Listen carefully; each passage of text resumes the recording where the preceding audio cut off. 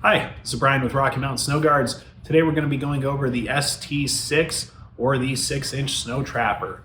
So this is made out of an 032 Kynar coated aluminum. It's also available in 24-ounce copper.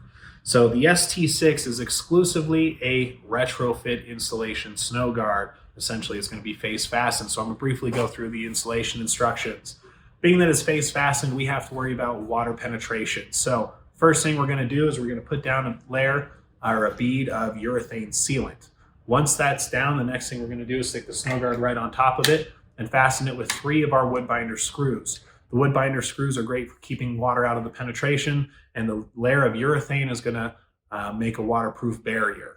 If you have any questions on this product or any of our other products, feel free to reach out. Our email address is info@rockymountainsnowguards.com, and our phone number is 720-379-7756. Thank you.